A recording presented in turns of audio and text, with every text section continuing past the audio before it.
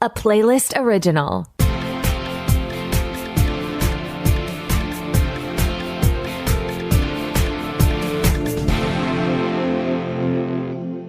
Welcome to the Pilot Podcast, where we review the pilot episodes of TV shows to answer your question, should I watch this?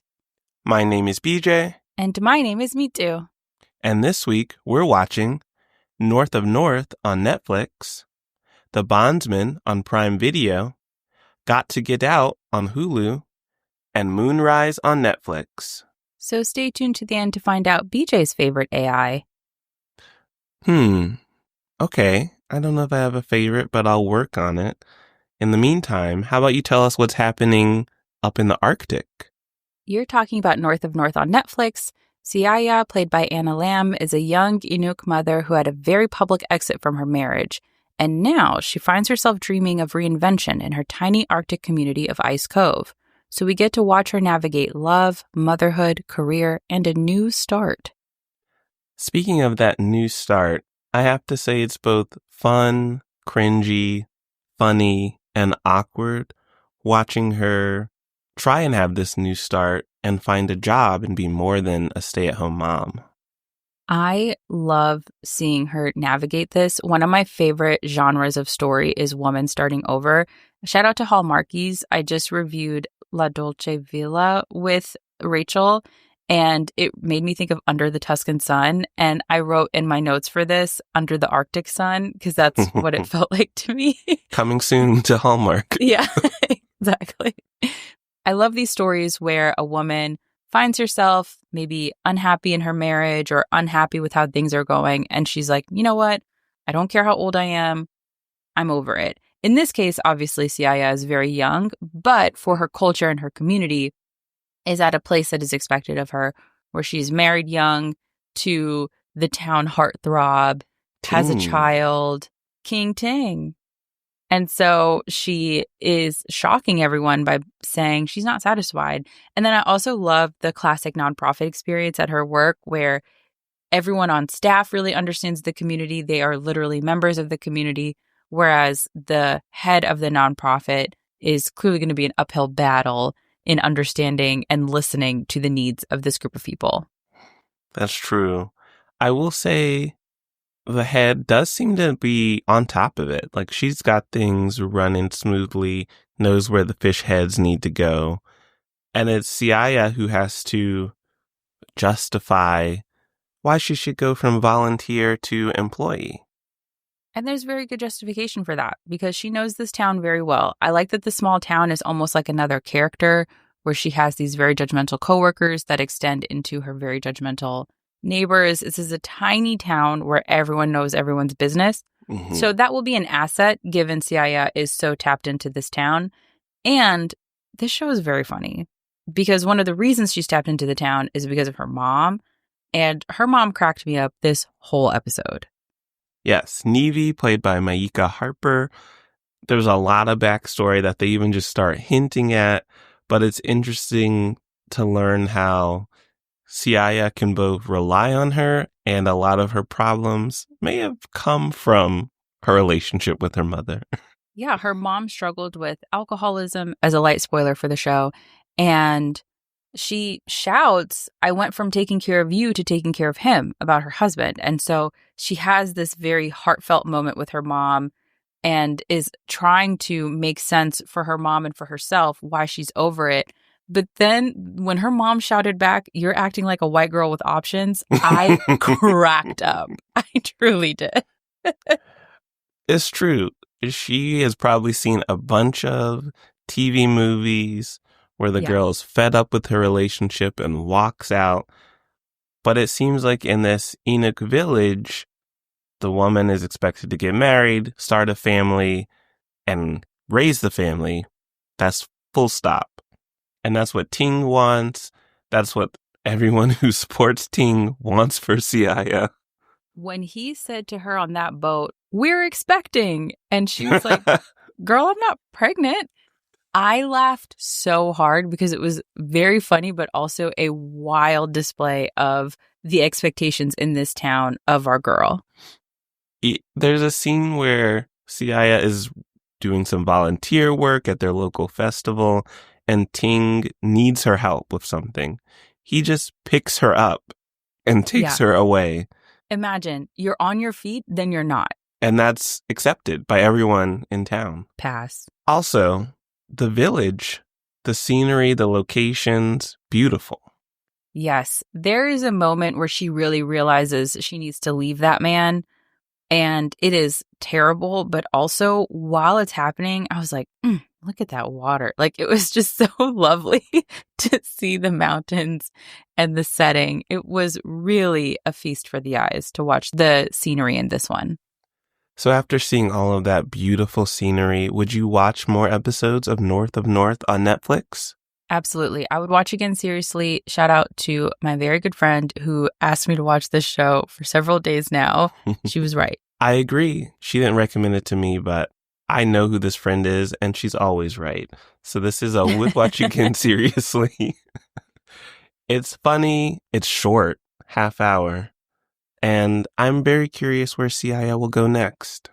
Yeah. And I would say, actually, to broaden it beyond our friend, if you like a coming of age story, if you like a woman starting over story, if you like a small town comedy, if you like just a light-hearted comedy with some emotional depth, you'll enjoy this. All right, Beach, well, why don't you take us from the Arctic North to hell? You're talking about The Bondsman on Prime Video.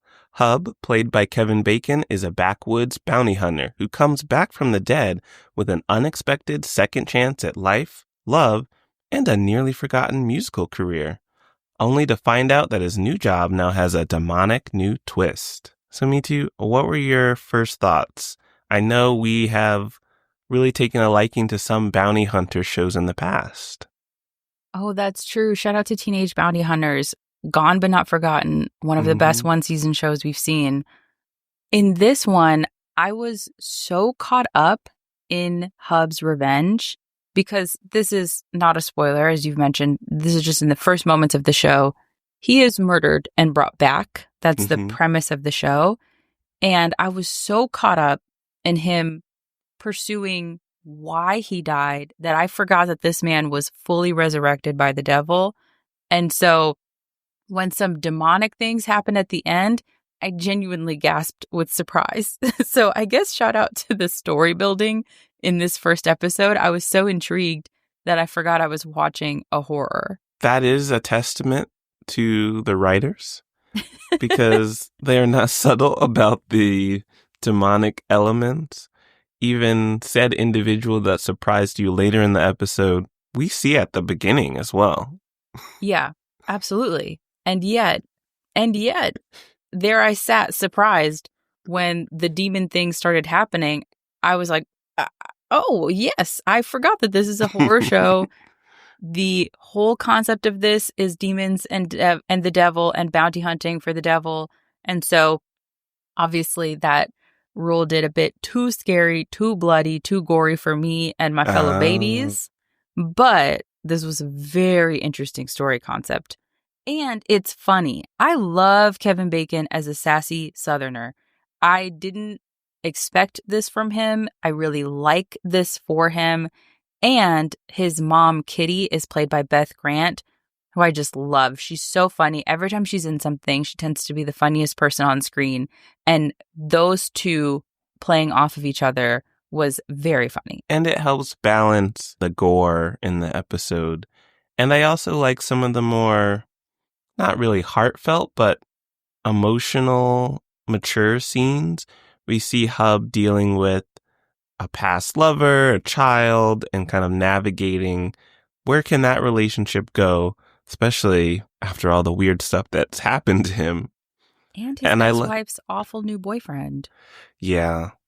So there's a lot he's balancing along with being resurrected by demonic powers. When he confronted the people who murdered him and he said, I can't believe you guys brought chips and dip to my murder. For some reason, I really cackled at that. But then soon after that, the demonic thing started happening and my smile went away. Dang. When I heard that line, I said, why not bring chips and dip? chips and dip is really my favorite thing. So I guess there is not a setting that it wouldn't be appropriate. Yeah, because they don't feel bad about it, so why not have a snack? Why not have a little chippy and a dippy?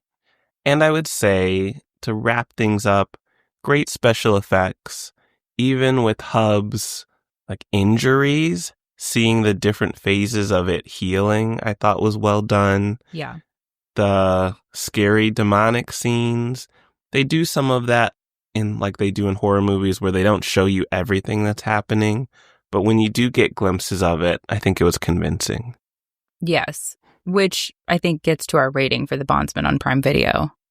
Which is a would watch again, seriously, right? For you, exactly. And for me, what I would say is I have a very specific rating for this one. I'm so curious about the story.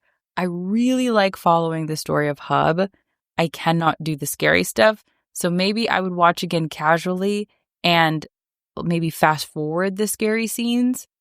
Mm-hmm. I had to watch all of it for sake of this show. But if I were just watching it on my own, I think I would have zipped past those scenes and or watching while cooking where I'm not literally looking at the screen the whole time. And so perhaps when the demonic things happen, I'm fully chopping vegetables and not looking at the screen, because you're right that they do hide most of the scary stuff because it's balancing the horror with the comedy of it all.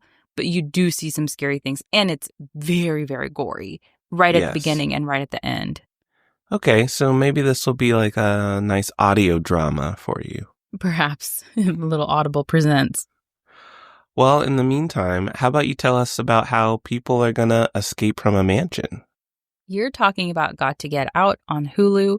A group of 20 normals and reality TV stars live in a mansion for 10 days while vying for a cash prize that increases by $1 for each second they're in the game. Hosted by Simu Liu, these contestants compete in physical and mental challenges with an up to $1 million pot at stake. I didn't realize they only had 10 days. That changes a lot. And we see right from the start, this is going to be a challenge all about trust and or deception. Yes, no one can trust anyone because if you escape individually, you can take the whole pot. Mm-hmm. Or if they make it to the end, they split it. It is clearly untenable for 20 people. Let me not say clearly, but for me, if I were in that house, and I think for most people there, it is untenable for 20 people to split $1 million. Not going to happen. And so some alliances are happening where people are thinking, okay, maybe I escape alone, or two of us help each other. We see some people plotting as individuals, some people who are a bit smarter, like Omarosa, trying to build a faction of like, maybe we help each other escape with a smaller chunk of the money. And so it's hard to build trust. The game happens over such a short period of time. And it's this mixed cast of reality stars, but not from all the same shows. So they're not fully familiar with each other. And then normals. Which I think was smart to have the people who have been on TV before, some in competitions like this for winning a prize in mind games, some just for love romance, some just showing their lives. But then everyday people who all seem to have a real need for some money to support their family and their lives and things they're going through. And I like that it seems specifically the reality stars come in already knowing this is my threshold. This is how much I need to make it worth it to try and get out of here. And those thresholds are much higher than the kind of normies who are like, I'll take 100,000. I'll take 50K. I'll take 10,000. Yeah, Susan from Golden Bachelor said, I'm not walking out of here under 275, I believe, which is smart because think about the giant chunks that get taken out for taxes and whatever other entities you have to pay pending some of these reality stars with their management and things. I also noted the difference between the reasonings for people. They had some of the normals sharing, my mom is a 3-time colon cancer survivor and I want her to have a good life. One person said 6 kids are very expensive. One person said, I want to put my child through grad school. And then after we saw all of those, it cuts to Kim Zolciak, who was on Real Housewives of Atlanta and her own reality show, just talking about how she really needed her moisturizer. She was like, it's just driving me wild. I need you to find my moisturizer. And so that back-to-back, I think, was a helpful illustration of like what the stakes are for some people versus others. And it's a fun setup where everyone, as they described in the show themselves, are both the prisoners and the prison guards. Yeah. Because they're responsible for escaping on their own if they want the money, but also for stopping the other contestant from escaping with the money that they would want to have. If I were in that house and there were a button and I needed 2 of the cast members to protect it, I would not choose Omarosa and Cynthia Bailey. Yes, they have volunteered to essentially camp out next to this button that closes the gate to the whole property. And as Michi explained to me before we recorded, they might not be the most agile watch guards of this button. We saw Omarosa on House of Villains. Her issue was some of the physical challenges. She didn't do particularly well at them. I know that in this case, it's truly just getting up and running toward a button. But House of Villains, most of those challenges also just took place in the backyard of that place. So I'm not expecting her performance to be very different. And then I also think for Cynthia Bailey and Omarosa, they're both doing pretty well, I believe. So I need someone a little hungry in front of that button. I need somebody who is very personally motivated beyond being like professional reality TV cast. What I will say, though, in the world of reality TV cast professionals, I loved seeing Spencer Pratt on this. Really? I thought he was an interesting kind of like meta person to put on the show because he is so in tune with reality television that he kind of felt like both participant and viewer. He was like, why are you guys obsessed with each other after just a few days? And sort of the things that you say on your couch while you watch, he was saying on behalf of the viewer, I felt. That's true. And I like that he owns up to having that villain past and that he was just kind of a wild card this episode, acting a little sketchy, just standing in weird places to throw people off. That was a good strategy. Yeah, I think he'll do anything to move plot forward, which I liked. And he seemed to be the only one who, one, didn't understand one of the contestants basically walking away from a lot of money in front of all of them. And I like that he respected one of the contestants for trying to escape. I guess that tracks with his personality. He judged the person who chose to be open and honest and respects the person who tried to lie and deceive. And what I would say, gently, is you and I would do very well in a program like this. Mm-hmm. We just then could not return to our lives as normal. If it's recorded what we do to win, that's unfortunate for our public reputations. Yes. Don't need people to see how comfortable we would be lying in the faces of some of these folks. But if the pot were big enough, Netflix, Hulu, whoever, let us know. Yeah. And I don't think we would ever lie. I think we would just carefully word everything we say. Sure. Technically, not a lie, guys. At the very least, what I know is the challenge of leaving the house is really hard. And I think that is good.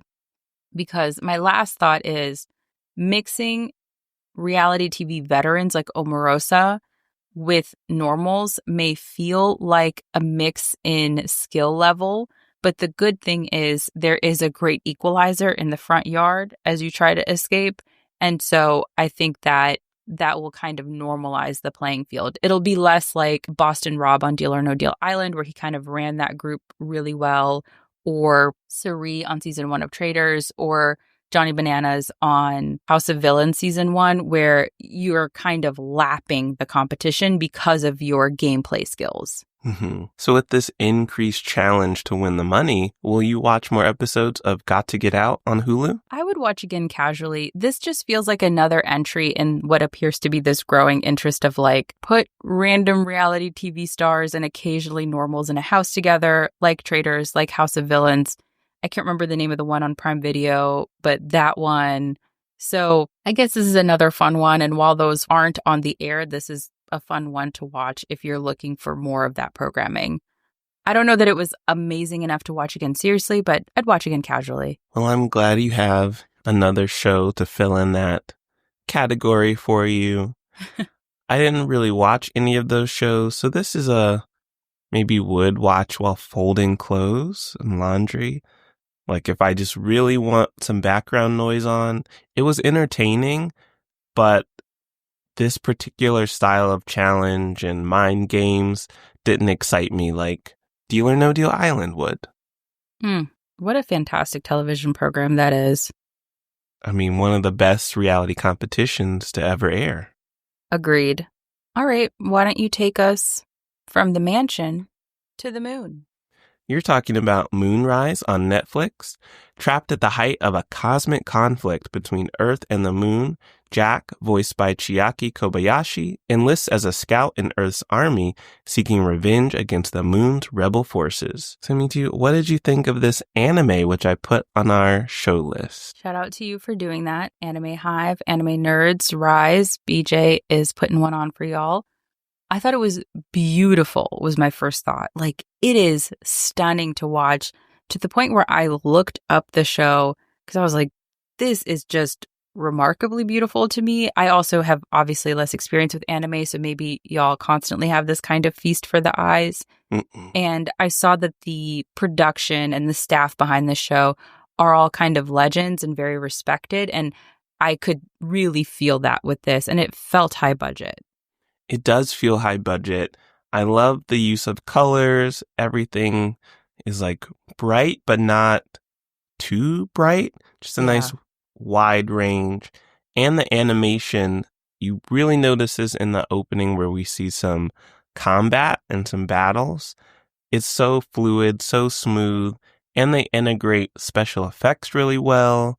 This is set in the future, so there's a bunch of holograms that can float around, and I think those fit well with the animated characters and backgrounds. I would also say the other thing that fits well is the way that they paced this story. It felt like a tall order to explain a war with 3 fronts of a moon army, lunar loyalists, and the Earth Joint Military Force, and then this AI in the background, obviously, that is like responsible for Earth Utopia, but of course is like going to be sketchy. And there were also orbital elevators to the moon, a lot going on. And I thought that they balanced it all really well in a 28-minute pilot. Yes, this is presented as a space opera, so like a big dramatic story. And like you said, they do a really good job of giving us a bit of a preview of what's going to happen to Jack. And then we go back. So there was like a flash forward. Then we go back to see what led up to, I'd say, the tipping point of this conflict between all of the forces and where Jack was. And we still have the question of what his full role will be. Like, how does he get from there to the end point?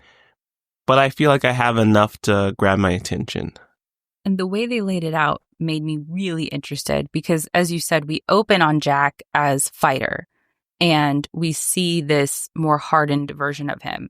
But in the flashback, we see that he's this spoiled rich kid who was like gambling and having fun with his friends.